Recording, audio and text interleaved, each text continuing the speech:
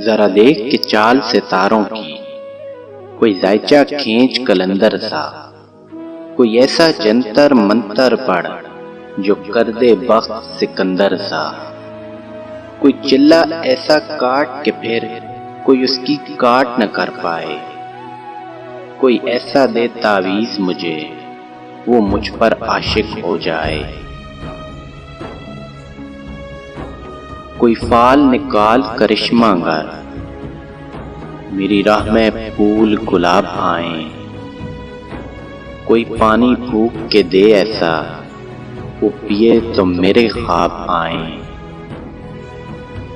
कोई काबू कर बेकाबू जिन, कोई सांप निकाल पटारी से, कोई धागा खींच परांदे का, कोई मन का इक्शादारी से।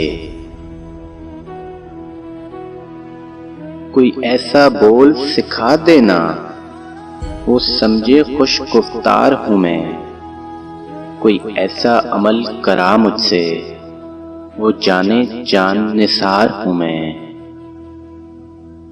कोई ढूंढ के वो कस्तूरी ला, उसे लगे मैं चांद के जैसा हूं, जो मर्जी मेरे यार की है उसे लगे मैं बिल्कुल वैसा हूं। कोई ऐसा इसमें आज़म पढ़ जो अश्क बहा दे सजदों में, और जैसे तेरा दावा है महबूब हो मेरे कदमों में। पर आमिल रोक एक बात कहूँ, ये कदमों वाली बात है क्या, महबूब तो है सर आंखों पर, मुझ पत्थर की औकात है क्या।